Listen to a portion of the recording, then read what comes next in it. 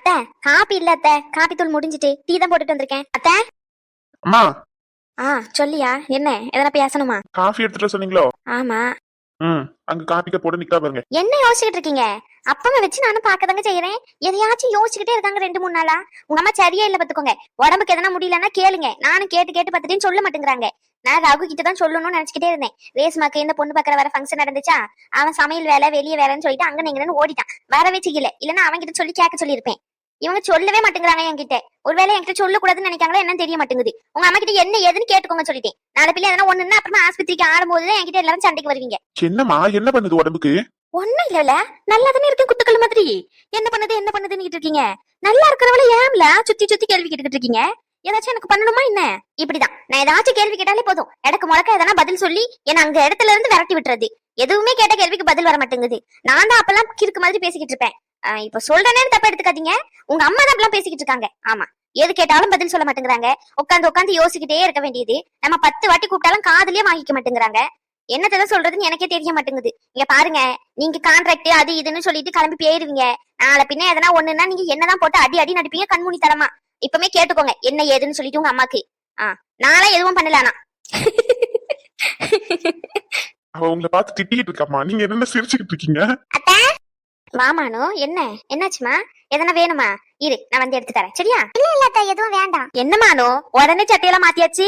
இருந்திருக்கலாமா கொஞ்ச நேரம் சாலையில? அவளுக்கு குத்தாதோ? அவன் சும்மாவா கிடக்கா? மாசமா இருக்க பிள்ளைய போட்டு அதை கட்டி இதை கட்டு. நீ சாவட கட்டும் போது வயித்துல இருக்க பிள்ளைக்கு அழுத்தாதோ? பிள்ளைக்கு வலிக்காதோ? ஆமா, சும்மா அதை கட்டிக்கிட்டு இதை கட்டிக்கிட்டு அவளுக்கு எது நல்லா இருக்கோ அதை அவ போட்டுக்கிறா. உங்களுக்கு என்ன? இது என்னமா புதுசா இருக்கு? எனக்கு அதை உனக்கு தெரியாதே. கொஞ்ச நாள் இப்படிதான் நடந்துகிட்டு இருக்கு. என் மருமவ பேசுறத பார்த்தா எனக்கு அப்படியே காது ரெண்டும் அப்படியே ஜிவ்வுன்னு இழுக்கு பாத்துக்கோ. நல்லபடியா இருந்தா சரிதான். ஆனா ஒண்ணு சொல்றோம்ல, இந்த நிமிஷம் என் உயிர் போனா கூட நான் சந்தோஷமா போவேன். என் மருமவை என் குடும்பத்தை எல்லாம் அணைச்சு ஒண்ணு சேர்ந்து அப்படி இறுக்கி பிடிச்சு பண்ற நம்பிக்கை எனக்கு வந்துட்டு. இத்தனை நாள் அதையும் இதையும் தேவையில்லாம பேசுவா. ஆனா இன்னைக்கு ஒரு விஷயம் நடக்குது அப்படின்னா யோசி என்ன பண்ணணும் அப்படின்னு என் இடத்துல இருந்து யோசிக்கிறதுக்கு என் மருமவ வந்துட்டா. இந்த நிமிஷமே எதனா ஆனா கூட எனக்கு சந்தோஷம் தான். என்னத்த பேசிக்கிட்டு இருக்கீங்க நீங்க? என்னமா நீங்க? சொன்னமல சும்மா அந்த பிள்ளை நின்னுகிட்டே இருக்கா பாரு, என்னன்னு கேளு. என்னமானோ, என்ன வேணும்? இல்லத்த, அவருக்கு கொஞ்சம் முக்கியமான வேலை ஒண்ணு இருக்கா, அதான் கிளம்பலான்னு சொல்றாரு. நான் போயிட்டு வராத. போயிட்டு இந்த வாரம் சனிக்கிழமை அவருக்கு வீக் ஆஃப் தான். Sunday already leave. ஸோ 2 நாள் சேர்ந்து வருதுல்ல, வெள்ளிக்கிழமை ஈவினிங் போல வராத்த. நானே எனக்கும் கொஞ்சம் டேப்லெட்லாம் முடிஞ்சிட்டு, டேப்லெட் வரும்போது எடுத்துட்டு வர மறந்துட்டேன். வீட்டில் தான் இருக்கு. நானும் கிளம்புறத்த, அதான் சொல்லலான்னு வந்தேன். போயிட்டு வரவாத்த. என்னமா இப்படி சொல்ற? 2 நாள் இருந்துட்டு போவேன்னு நினைச்சேன். நீ என்னன்னா திடீர்னு இப்படி சொல்ற? சரி, அவ எங்க? அவர் ட்ரெஸ் மாத்திக்கிட்டு இருக்காரத்த, வரேன்னு சொன்னாரு. அப்படியா? சரி உட்காரு, நான் போயிட்டு இந்த ரேஸ்மாக்கு வரும்போது இந்த பழம் அதெல்லாம் வாங்கிட்டு வந்தாங்களா, அதெல்லாம் ஒரு கவர்ல போட்டு எடுத்துட்டு வரேன். ஐயா அத்தை, எதுக்கு? ரோஷன் இருக்கான்ல, ரோஷன் கிட்ட கொடுங்க, குழந்தை சாப்பிடுவான். நான் சாப்பிட்டு என்ன பண்ணேன்? அதெல்லாம் வேண்டாம். எல்லாம் 5 கிலோ பழம் அப்படின்னு சொல்லிட்டு தட்டு கணக்கு பண்ணி வாங்கிட்டு வந்திருக்காங்க. 7 தட்டு. ரோஷனா உட்காந்து சாப்பிடுவான். அவன் சாப்பிடுவானா இல்லன்னு சொல்லல, ஆனா 5 கிலோல அள்ளிவிடணும். அதுதான் சரியா? நான் ஒரு கவர்ல போட்டு எடுத்துட்டு வரேன். அத்தை இந்தாங்க காஃபி. தரையில ஏன் உட்காந்துக்கிட்டு இருக்கா? மேல இருந்து உட்கார வேண்டியதானே? பரவாயில்ல அத்தை, தரையில உட்காந்துக்கிறேன். எத்தனை வாட்டி சொல்லிருக்கேன் தரையில உட்காராதன்னு சொல்லிட்டு? மேல எந்தி உட்காரு. இல்ல மாமாலாம் இருக்காங்க தான். அது சரி, அப்ப இன்னும் பழசெல்லாம் மறக்கல அப்படிதானே? இல்லத்த, அப்படிலாம் இல்ல. என்னாச்சுதா சைனி? இல்லத்த, கல்யாணமான புதுசுல ஒரு நாள் இவரெல்லாம் உட்காந்துகிட்டு இருந்தாரு. அப்போ இவரெல்லாம் போயிட்டு பக்கத்துல உட்காந்தாலா, ஆம்பளைங்க பக்கத்துல போயிட்டு சரிக்கு சமமா இப்படிதான் உட்காருதான்னு சொல்லிட்டு அன்னைக்கு பிடிச்சி திட்டுனேன். சரி, அன்னைக்கு அப்படி பேசினேன். இன்னைக்கு பல தடவை சொல்லிட்டேன் மேல உட்காருன்னு சொல்லிட்டு. இருந்தாலும் அதே மாதிரிதான் கீழே உட்காருது. அதுதான் சொல்றேன். அப்ப அதை இன்னும் நினைச்சுக்கிட்டே இருக்கியோ அப்படின்னு சொல்லிட்டு. இவ மேல உட்காந்தா என்ன? அவர் ஒரு வாரமா பக்கத்துல உட்காந்துக்கிட்டு இருக்காரு. நீ இந்த சோஃபால உட்கார வேண்டியதானே? என்னத்த தாச்சைனி, ஒரேடியா ரொம்ப நல்லவளா மாறிடாத சரியா? கொஞ்சம் அடக்கி வாசி. ஏத்தே, அவர் இருக்கும் போது நான் என் பக்கத்துல உட்காந்ததே இல்லையா என்ன? அவர் மேலேயே ஏறி உட்கார சொல்றேன், சோஃபால தானே உட்கார சொல்றேன். இதுல என்ன ஓவரா பேசுறதுக்கு இருக்கு? ஏன் ரேசுமா உட்காந்தது இல்லையா? அப்போ சில பல வருத்தம் இருந்துச்சு. அதனால எதையாச்சும் சொல்லி திட்டிக்கிட்டே இருப்பேன், காரணம் தேடிக்கிட்டே இருப்பேன் சண்டை போடுறதுக்கு. அதுல ஒரு காரணமா இதை பிடிச்சிக்கிட்டு அந்த நேரத்துல பேசியிருப்பேன் அப்படி இப்படின்னு சொல்லிட்டு. அதுக்குன்னு அப்படி எல்லாம் பாக்குறவெல்லாம் இல்லாத. இவர் இருக்காருன்னா அவர் உட்காந்துக்கிட்டு போறாரு. அவருக்கு முன்னாடி நம்ம உட்காரக்கூடாதுன்னு என்ன இருக்கு? அதெல்லாம் உட்காரலாம். நீங்க சொல்லி கொடுத்ததானே எனக்கு. சரி சரி சரி, இதானோ நான் போயிட்டு சாப்பிடறதுக்கு எதனா எடுத்துட்டு வரேன். அத்தை சாப்பிடறதுக்குலாம் எதுவுமே வேண்டாம், நீங்க கவர்ல போட்டு எடுத்துட்டு வாங்க. நான் கிளம்புறேன், நேரம் ஆச்சு. அவர் எங்கேயோ போகணும் அப்படின்னு சொன்னாரு. அப்படியா? சரி, கீழே தானே இருக்கான், நான் பேசிக்கிறேன் போயிட்டு. பரவாயில்லம்மா, மேல உட்காரு. அவளை சொல்லிட்டு போயிருக்கால, இதுக்கு மேல உட்காரலன்னு வச்சுக்கோ, அவ வரும்போது என்னதான் முடிச்சு திட்டுவா. உட்காரு. நானும் உனக்கு ஒரு அப்பா மாதிரி தானே. என்னைக்கு உன்கிட்ட நான் இதெல்லாம் எதிர்பார்த்திருக்கேன். மரியாதை மனசுல இருந்தா போதும். இப்படி வெளியே தான் இப்படி நடந்துகிட்டாதான் மரியாதை அப்படின்லாம் எதுவுமே இல்ல. உட்காருமா, பரவாயில்ல உட்காரு. செக்அப் எல்லாம் போறியா? டாக்டர் எல்லாம் மாத்திரை எல்லாம் கரெக்டா கொடுத்தாங்களா? சாப்பிடுறியா நீ? அக்கா கிட்ட தான் மாமா காமிச்சிக்கிட்டு இருக்கேன். ரேஷ்மா அக்கா தான் பாக்குறாங்க. சரி சரி. நீங்க ஏமா சோகமா இருந்தீங்க? அதெல்லாம் ஒண்ணும் இல்லல விடு. சொல்லுங்கம்மா. எல்லாம் பிரியாவை நினைச்சுதான். பிரியாவா? அவளுக்கு என்ன? என்னத்த சொல்ல, இந்த முத்து மாதிரி இருக்கான்ல, அவன் சரியாவே பாத்துக்க மாட்டேங்கிறான் பாரு பிள்ளைய. தோட்டத்துக்கு வேலைக்கும் அங்கனையும் இங்கனையும் கூட்டிட்டு போயிட்டு பிள்ளைய மண்ணிலையும் அதுலயும் இதுலயும் போட்டு சாவடிக்கான். என்னைக்காச்சும் வீட்டு வேலையே செஞ்சு பாத்திருக்கேன் நம்ம பிள்ளைங்கள. அதுக்காண்டி அது ரொம்ப பெருமையா நான் நினைச்சுக்கிட்டு சொல்லல. கல்யாணத்துக்கு அப்புறம் அவளும் அதுக்கேத்த மாதிரி மாறி வீட்டு வேலையில இருந்து எல்லா வேலையும் செய்யதானே ஆரம்பிக்கா. திடீர்னு இப்ப தோட்டத்து வேலைக்கு கூட்டிட்டு போனோம்னு என்ன அவசியம் இருக்கு? அதுவும் பிள்ளைய போட்டு வெயிலுக்குள்ளேயும் மழைக்குள்ளேயும் ஆடு மாடு மேய்க்க வச்சு பிள்ளைங்களை எப்படி கைக்குள்ளேயே வச்சு வளர்த்தோம். இன்னைக்கு எவனோ ஒருத்தனை நம்பி போயிட்டு கடைசியில இப்படி ஆயிட்டே அப்படின்றதுதான் மனசு கஷ்டமா இருக்கு. எவ்வளவோ சொல்லி பார்க்கல, இவ கேட்க மாட்டேங்க. ஒரு வேலைக்கு போலாம்லான்னு சொல்லிட்டு இவ அதுக்கேத்த மாதிரி அவன் சொல்லிட்டு அவன் பின்னாடியே அலையறா. ஆனா அவனுக்கு அப்படி தோண மாட்டேங்குதுல்ல.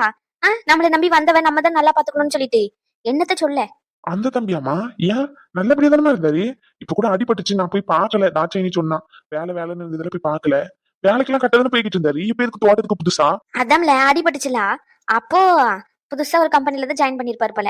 அதுல ரொம்ப வேலை வாங்குறாங்கன்னு சொல்லிட்டு அந்த நேரத்துல ஜாயின் பண்ண உடனே எல்லாம் 2 மாசம் லீவ் தர மாட்டேன் அப்படின்னு சொல்லிட்டாங்களாம். அதனால ரிசைன் பண்ணிட்டாராம். மறுபடியும் பேட்டி கேட்டதுக்கு இல்ல இதெல்லாம் செட் ஆகாது அப்படின்ற மாதிரி சொல்லியிருப்பாங்க போல. சரியா தெரியல. ஆனா வேலை இல்ல அப்படின்ற மாதிரி சொல்லிட்டாங்களாம். மத்த கம்பெனில எல்லாம் போனா 15,000 12,000 அப்படின்னு தான் கேட்காங்களாம். 75,000 80,000 வாங்கின பையன் எப்படி 12,000க்கு சம்பளத்துக்கு போவான்? அவனுக்கும் கொஞ்சம் சங்கட்டமா இருக்கும்ல. அதனால வீட்லயே கடந்திருக்கான் 2 மாசம். அவங்க அம்மா மாமியார் கிட்ட இருந்து காசு வாங்கி அப்படி இப்படின்னு குடும்பத்தை நடத்திருக்கா இவளும். இப்போ காலெல்லாம் சரியாயிட்டு வேலைக்கு போங்க அப்படின்னு சொன்னா இல்ல இந்த மாதிரி எல்லாம் அடுத்து உங்ககிட்ட நான் போயிட்டு வேலை செய்ய மாட்டேன், தானாதான் ஒரு தொழில் தொடங்க போறேன் அப்படின்னு சொல்லிட்டு நிக்கானா. அவங்க அம்மா அப்பா கிட்ட பேசி சரின்னு சொல்லிட்டு ஏற்படுத்துறேன் அப்படின்னா அதுவும் வேண்டாம்னு சொல்றானா. கடைசியா இப்ப அவங்க தோட்டம் துறவுன்னு இருக்குல்ல, அதை கட்டிக்கிட்டு அழுவோம் அப்படின்னு சொல்லிட்டு இவளையும் புடிச்சுக்கிட்டு இழுத்துக்கிட்டு இருக்கா. அன்னைக்கு எல்லாருமே வந்தாங்க, சந்தோஷமா இருந்துகிட்டு இருக்கிற இடத்துல மறுபடியும் கூட்டிட்டு வந்து விட்டான். மறுபடியும் வந்து பின்னாடியே வந்து கூட்டிட்டு போயிட்டாம்ல பிள்ளைய. கையில காசு கூட இல்லாம பிள்ளை எவ்வளவு கஷ்டப்படுது தெரியுமா? கண்மூடி தனமா செலவு பண்ணுவா. இந்த குடும்பத்திலேயே ட்ரெஸ் எடுக்கணும்னு கூட்டிட்டு போனா எல்லார விடையும் ₹1 அதிகமா தனக்கு தான் இருக்கணும்னு நினைப்பா. ஆனா இப்ப பாரு எப்படி போய் மாட்டிருக்கான்னு சொல்லி போட்ட துணியை போட்டுட்டு வந்திருக்கா. கேட்டா அது இதுன்னு 1008 காரணம் சொல்றா. என்னதான் இருந்தாலும் தெரியாமையா இருக்கு. புருஷனையே விட்டு கொடுத்துட கூடாது, இங்க நான் வந்து நம்மளையும் கஷ்டப்படுத்திட கூடாதுன்னு சொல்லிட்டு மனசுக்குள்ளேயே வச்சு அப்படியே தினம் புழுங்கிக்கிட்டே இருக்கா. எனக்கு அதெல்லாம் பார்க்கும்போது கஷ்டமா இருக்கு எனக்கு. எனக்கு தெரிஞ்சவர் ஒருத்தர், அவருக்கு நான் தான் பில்டிங் கட்டி கொடுத்தேன். அங்க வேணா ஒர்க் இது பண்ணி தரவா? ரகுவே ஒரு வேலையை ஏற்படுத்திக்கிறான். 35,000 சம்பளம். சரி 80,000 சம்பளம் இது உடனே தரமாட்டாங்கல்ல. இவர் வர உடனே 2-3 கம்பெனி மாறி இருக்காரு. அதனால இந்த சம்பளத்துக்கு போங்க, அதுக்கப்புறமா 6 மாசம் கழிச்சு வேலை செய்யறத பார்த்து அதிகப்படுத்தி தரோம் அப்படின்னு சொல்லியிருக்காங்களாம். வாங்குற சம்பளத்துல அப்படியே டபுள் மடங்கு. ஆனா இந்த மனுஷங்கிட்ட பேசு அப்படின்னா இவ பேச மாட்டுங்க. அவர் வருத்தப்படுவாருன்னு சொல்லிட்டு சரிடி நீ வேலைக்கு போனாலும் கேட்க மாட்டுங்க. என்னத்த சொல்ல, பிள்ளைங்களை கல்யாணம் பண்ணி கொடுத்துட்டு இங்கேயும் அங்கேயும் இழுத்தடிக்கிறத பார்க்கும் போது மனசு கஷ்டமா இருக்கு. இதுக்கு அவளுங்க கல்யாணமே பண்ணி கொடுக்காம காலந்தோறும் நம்மளே வச்சு கஞ்சி ஊத்தலாம் போல. இவனுங்களை நம்பி கல்யாணம் பண்ணி கொடுத்து என்னத்தை தான் பிள்ளைங்களை பாத்துக்கிறானுங்களோ. சரி நீ கவலைப்படாதமா, நானும் ரகு வேணா நேர்ல போயிட்டு நாளைக்கு பேசிட்டு வரோம் சரியா? எனக்கு 2 நாள் வேலை எதுவும் இல்ல. நான் தம்பி நேர்ல போய் பேசுறேன். நான் தம்பி சொன்னா எடுத்து சொன்னா புரிஞ்சுக்கிறவர் தான். இங்கனே தன்மையா நடந்துக்கிறவர் தானே அவரு. என்னைக்குமே ஏன் நான் சொல்லி எதிர்த்து பேசினது இல்ல. ஏன் ரகு கூட எப்படி முரட மாதிரிதான் நடந்துப்பான். ஆனா அந்த தம்பி தன்மையா கேட்டுக்கிறவர் தானே. நான் எடுத்து சொல்றேன். நேர்ல போறோம் நானும் ரகுவும் நாளைக்கு ஒரு மதியம் போல போயிட்டு பேசிட்டு வரோம். நீ அதையே நினைச்சு கவலைப்படாதமா, உடம்புக்கு எதனா ஆயிருப்போது. அட போல நீ வேற. இவனுங்களை கல்யாணம் பண்ணி கொடுத்துட்டு ஒரு நேரம் ஒரு குண்டு தூக்கி போறானுங்க. வலினா வலி, நெஞ்சு வலி அப்படிதான் வலிக்கு. ராத்திரி 2 மணி வரைக்கும் தூக்கம் வர மாட்டேங்குது எனக்கு. என்ன ஏதுன்னு தெரியல. தலைவலி கழுத்து வலின்னு இழுத்து பிடிச்சுக்கிட்டு தூக்கமே வர மாட்டேங்குது. சரி காலையில உறங்கணும், அதனால ராத்திரி தூக்கம் வர மாட்டேங்குது. காலையில உறங்காம உட்காந்துக்கிட்டு இருந்து ராத்திரி தூங்கினாலும் தூக்கம் வர மாட்டேங்குது. என்னத்த நினை பண்றதுன்னே தெரியல. இவளுங்களை கல்யாணம் பண்ணி கொடுத்து இவளுங்க நல்லபடியா வாழ்ந்து ஒன்னொன்னா ஒரு பிரச்சனையா வருது. அது என்னமோ கரெக்ட் தான். காலையில திடுதிப்புன்னு வந்து நின்னுகிட்டு மாப்பிளைக்கு 20 பொண்ணு நகை போட்டாதான் ஆகும் அப்படின்ற மாதிரி பேசுறாங்க. முன்னாடியே இதை பத்தி எதையுமே சொல்லல. நல்ல வேலைக்கு ஒரு 2 மாசத்துக்கு முன்னாடியாச்சும் சொன்னானுங்களே. இல்லன்னா நான் 1 வாரத்துக்கு முன்னாடி சொல்லி எங்க இருந்து 20 லட்சத்தை ஏற்பாடு படுத்த முடியும்? இன்னைக்கு ஒரு தங்கம் ஒரு பவுன் நகை 20 15,000 ஒரு கிராமு அப்படின்னா 1,50,000 போயிருது. எப்படி பார்த்தாலுமே செய்குலி சாதாரணம் சின்னத்த பண்ணது தெரியலமா. மாமா நகை போடணும்னு சொன்னாங்களா மாமா? ஆமாமா. மாப்பிளைக்கு 20 பவுன் நகை போட்டாதான் ஆகும்னு சொல்லிட்டாங்க. அவங்க வழக்கப்படி ரேஸ்மாக்கு அதான் அவங்க வீட்டு மருமகளுக்கு 11 பவுன்ல தாலி செயின் போடுவாங்களாம். அதே மாதிரி மாப்பிளைக்கு நம்மளும் கை செயின் அதுக்கப்புறம் மோதிரம் இதுக்கு மேல எதனா செய்யணும்னா அது உங்களோட விருப்பம் அப்படின்னு சொல்லிட்டாங்க. இதுவே 20 லட்சத்துக்கு மேல தாண்டி போயிருமே. அவரு என்ன கேள்வி கேட்டுக்கிட்டு இருக்கும் போது ரகு தான் வந்து நான் பாத்துக்கிறேன் அப்படின்னு சொல்லியிருக்கான். இருந்தாலும் பணம் கொஞ்சம் ஏற்பாடு பண்ணணும். அப்படி இருந்துக்க முடியாதுலமா. கவலைப்படாதீங்க மாமா. பாத்துக்கலாம். என் பேர்லயும் ஒரு 5 லட்சம் இருக்கு. அம்மா கொடுத்திருந்தாங்க.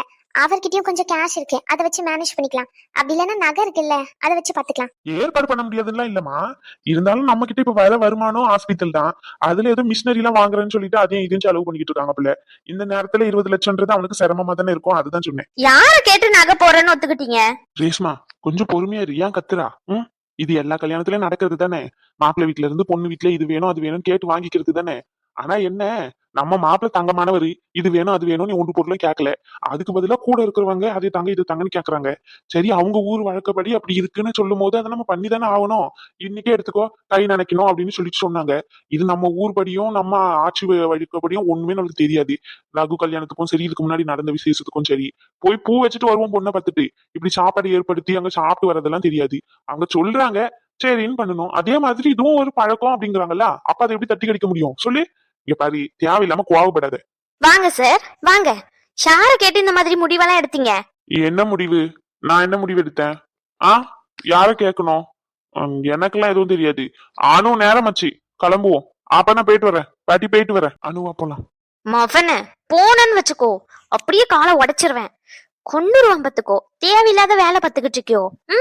இல்ல தேவையில்லாத வேலையை பத்துக்கிட்டு இருக்கியோன்னு கேக்குறேன். 20 பவுன் நகை போடுறேன்னு சொல்லியிருக்கேன். அதுவும் சார் சொந்த செலவுல. ஒரு வார்த்தை இதை பத்தி யாரும் சொல்லல. இப்ப நான் எதர்ச்சியா இங்க வந்ததுனால இப்ப எனக்கு தெரிய வந்துச்சு. இல்லனா யாருமே சொல்லியிருக்கே மாட்டீங்கல்ல. அப்படியே மறைச்சிருப்பீங்க. அப்படித்தானே அனு? நீ கூட அப்படித்தானே பண்ற. நீ ஒரு விஷயம் கேட்டா சொல்லவே மாட்டேங்கிற. உன் மேல எனக்கு நல்ல மரியாதை இருந்துச்சு, நல்லா கெடுத்துக்கிற. சூப்பர் அனு. இப்படிதான் மறைக்கணும், எதையும் சொல்லிடக்கூடாது. ஐயோ அக்கா, ஐயா மேல கோவப்படாதீங்க. சத்தியமா எனக்கு தெரியாது. உண்மையாவே நான் இப்பதான் வரேன். வீட்டுக்கு போலான்னு சொல்லலாம்னு வந்தேன். அத்தை பழம் ஏதோ இருக்கு எக்ஸ்ட்ரா எடுத்துட்டு வரேன், நீ உட்காருனாங்க. அப்பா பாட்டியும் மாமாவும் பேசிக்கிட்டு இருந்தாங்க. சரி காசு ரெடி பண்றோம் அப்படி இப்படின்னு நாங்கல்ல. என்கிட்ட ஒரு 5 லட்சம் எங்க அம்மா கொடுத்தது இருந்துச்சு. அதான் சரி என்கிட்ட இருக்கு நகையை வச்சு மேனேஜ் பண்ணிக்கலாம், வருத்தப்படாதீங்க அப்படின்னு. எனக்கு சத்தியமா தெரியாதுக்கா. நீங்க வேற நான் ஏன் மறைக்க போறேன் உங்ககிட்ட? ரேஸ்மா அந்த பிள்ளைக்கு எதுவுமே தெரியாது. நீ கோவப்படாத தேவையில்லாம. ஆமா மாப்பிளைக்கு தானே செய்யறோம். மாப்பிள்ளை யாரு? உனக்கு கல்யாணம் பண்ணிக்க போறது உனக்கு தானே செய்யறோம். சும்மா கத்திக்கிட்டு தேவையில்லாததெல்லாம் பேசிக்கிட்டு. இப்ப என்ன உன் தம்பி செய்யறது உனக்கு சங்கட்டமா இருந்துச்சுன்னா நான் செய்யறேன். அவன் தனி குடும்பமா போயிட்டான். அவனோட வாழ்க்கையை நீ பாக்கணும்னு நினைக்கிற. நீ நினைக்கிறதும் தப்பு இல்ல. இனி எனக்கு யாருன்னு இருக்கா? இந்த வீடு எப்படியும் அவனுக்கு தான். அப்போ உனக்கு நீ எதனா அவனுக்கு செஞ்சாகணும்ல. உனக்கு வேணா அப்பா நான் செஞ்சுக்கிறேன். அவன் மூலியமா செய்ய போறோம். என்ன சொன்னாங்கன்னா பொண்ணு வீட்டுல இருந்து மச்சான் தான் மாப்பிளைக்கு போடுவாங்க அப்படின்னாங்க. நான் வாங்கி தரேன், அவன் போட போறான். இதுல என்ன இருக்கு? சும்மா குதின்னு குதிச்சுக்கிட்டு தேவையில்லாததான் பேசிக்கிட்டு இதெல்லாம் ஒரு விஷயமே இல்ல. நீ நல்லபடியா வாழ்க்கை ஆரம்பிச்சா எங்களுக்கு அதுவே போதும். விஷயமே இல்லையா? 20 லட்சம்ங்கிறது விஷயமே இல்லையாப்பா? ஹாஸ்பிட்டல் சைட்ல இருந்து இப்போ எக்யூப்மெண்ட்ஸ்ல நிறைய சர்ஜரி எக்யூப்மெண்ட்ஸ் நாங்க கலெக்ட் பண்ணிக்கிட்டு இருக்கோம் புதுசா ஃபாரின்ல இருந்து இம்போர்ட் பண்ணிக்கிட்டு. ஸோ ஹாஸ்பிட்டல் சைட்ல இருந்து ஒரு இன்கமும் நீங்க எதிர்பார்க்க முடியாது. வேற என்ன இன்கம் இருக்கு? நீங்க இந்த கான்ட்ராக்ட் பண்றது அப்படி எவ்வளவுப்பா வந்துரும்? அதுல இருந்து ஒரு மந்த்லி 2 lakhs இல்லைன்னா 3 lakhs அவ்வளவு தானே வரும். அது எத்தனை வருஷம் சேர்த்து எனக்கு வந்து பண்ணுவீங்க? வயசான காலத்துல நாங்க தாப்பா உங்களுக்கு பண்ணணும், நீங்க எங்களுக்கு பண்ணக்கூடாதுப்பா. எனக்காண்டி இன்னும் ஒரு 10 வருஷம் ஓடுவீங்க வீடுல தங்காம, அப்படிதானே? இது வரைக்கும் நீங்க உழைச்சது போதும்பா. இதுக்கு மேல உழைக்கணும்னு இல்ல, நாங்க தான் உங்களை பாத்துக்கணும். ஆமாப்பா நாங்க தான் உங்களை பாத்துக்கணும். அதனால ரேஷ்மா சொல்ற மாதிரி நானே பண்ணிடுறேன். ரகு என்ன வெறுப்பேத்தாத, செம்ம டென்ஷன்ல இருக்கேன். அப்படியே உன கழுத்தை நெரிச்சு கொன்னுருவா பாத்துக்கோ. பெரிய இவன் சும்மா போற வர இடத்துல எல்லா இடத்துலயும் நான் பண்றேன்னு. ஆதி ஷாலினி விஷயத்துலயும் இந்த மாதிரிதான் தேவையில்லாம மூக்க நுழைச்ச. இத்தனை உன் நகை போடுறேன் அதை போடுறேன் கிழிக்கிறேன்னு சொல்லி கடைசி நிமிஷத்துல ஏதோ ஆதி இதெல்லாம் தேவையில்லை, என் கல்யாண செலவை எனக்கு பாத்துக்க தெரியும், என் பொண்டாட்டிக்கு எனக்கே பண்ணிக்க தெரியும் அப்படின்னு சரி ஓகே அனு நகை எல்லாமே திருப்பி வந்தது. இப்ப மறுபடியும் என்ன புதுசா ஆரம்பிச்சுக்கிட்டு இருக்கியா? விளையாடிக்கிட்டு இருக்கியா? உன்னை நம்பி ஒருத்தி வந்திருக்கா. நீ என்ன பத்தி எல்லாம் யோசிக்கணும்னு இல்ல, புரிஞ்சுச்சா உனக்கு? நீ அவளை மட்டும் யோசிச்சா போதும். அவ மூலியமா இன்னொரு குழந்தை வரப்போகுது இந்த உலகத்துக்கு. அந்த குழந்தைக்கு பாருங்க, இனிமே அக்காக்கு தங்கச்சிக்கு எல்லாம் பண்ணணும்னு எதுவுமே இல்ல, பண்ண வரைக்கும் எல்லாமே போதும். சும்மா அதை பண்றேன் இதை பண்றேன்னு சொல்லிட்டு இதே மாதிரி பண்ணிக்கிட்டு இருந்தான்னு வச்சுக்கோ. சத்தியமா சொல்றேன், நீ பண்ணு, நான் வேண்டான்னு சொல்லல. என்னோட ஹாஸ்பிட்டல் ஷேரை உன் பேர்ல மொத்தமா எழுதி வச்சுட்டு அப்படியே போயிருவேன். உனக்கு எனக்கு எந்த சம்பந்தமே இல்லைன்னு சொல்லிட்டு இதுக்கு மேல உன்னோட விருப்பம். இதுக்கு மேல பண்ணணும்னு நினைக்கிறியா பண்ணக்கூடாதுன்னு நினைக்கிறியா எதுவா இருந்தாலும் உன் விருப்பம். நீயே முடிவு எடுத்துக்கோ. என்கிட்ட எதுவுமே கேட்காத. என்கிட்ட இதுக்கு மேல எந்த இதுக்குமே வரக்கூடாது. நான் ஹாஸ்பிட்டலுக்கும் வர மாட்டேன், எதுவுமே பண்ண மாட்டேன் சொல்லிட்டேன். இதே மாதிரி பண்ணிக்கிட்டு இருந்தானா இதுக்கு மேல உன்னோட விருப்பம். லூசா நீ? லூசு மாதிரி பேசிக்கிட்டு இருக்க. இங்க பாரு, வர கோவத்துக்கு எதுனா சொல்லிடுவோம் பத்துக்கோ. பைத்தியமா நீ? அது ஒரு சாங்கியம் சடங்குங்கிறாங்க. ஏன் நாளைக்கு எனக்கு குழந்தை பிறந்துச்சுன்னா அந்த குழந்தைக்கு அத்தன்ற மாதிரிக்கு நீ சீர் எடுத்துட்டு வந்து நிக்க மாட்டேன்? உனக்கு குழந்தை பிறந்ததுன்னா நானும் வந்து நிக்க மாட்டேன்? ஏன் நான் ரேஷ்மா ரோஷனுக்கு செய்யல? அதே மாதிரிதான் இதுவும் சடங்குன்றாங்கல்ல, அதே மாதிரி நானும் ஒரு ஃபார்மாலிட்டிஸ்க்கு செய்யறேன். சும்மா பெரிய இவ மாதிரி பேசிக்கிட்டு தேவையில்லாம இந்த மாதிரி எல்லாம் பேசாத. ஹாஸ்பிட்டல் ஷேர் எழுதி வைக்கிறான். ஹாஸ்பிட்டல் ஷேர் உங்ககிட்ட கேட்டனா? என்கிட்ட காசு இல்ல, ஹாஸ்பிட்டல் ஷேர் எழுதி வச்சிரு, நான் கடனாளி ஆயிட்டேன் அப்படின்னு. எனக்கு எப்படி மேனேஜ் பண்ணிக்க தெரியும்னு எனக்கு தெரியும், சரியா? அது என்னால டேலி பண்ணிக்க முடியும். அதனாலதான் நான் யோசிச்சுதான் பதில் சொல்லியிருக்கேன். அது என்னால மேனேஜ் பண்ணிப்பேன், நான் பண்ணிக்கிறேன். நீ தயவு செஞ்சு இன்னொரு வாட்டி இந்த மாதிரி எல்லாம் பேசுறேன்னா அவ்வளவுதான் சொல்லிட்டேன். அப்படின்னு நினைச்சேன்னா சரி ஓகே பண்ணு. அதுக்கப்புறமா சத்தியமா சொல்றேன், நானும் மூஞ்சில முடிக்க மாட்டேன். டே லூசு பக்கி, அது வேற இது வேற சரியா? இது ஒன்னும் ஃபர்ஸ்ட் கல்யாணம் இல்ல. பைத்தியக்கார மாதிரி பண்ணிக்கிட்டு அதே மாதிரி அது செய்யறோம்னா தான் அக்கா பையன், தான் அக்கா பொண்ணு, தான் தம்பி பொண்ணு, தான் தம்பியோட குழந்தை அப்படின்ற உரிமையில செய்யறது. இது அப்படி இல்ல, கம்பல்ஷன்ல புடுங்குறது.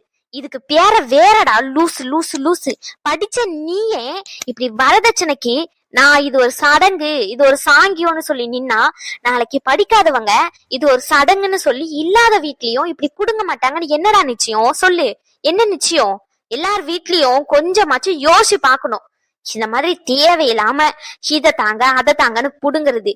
ஏன் அவங்களுக்கு சம்பாதிச்சு வாங்கிக்க தெரியாதா?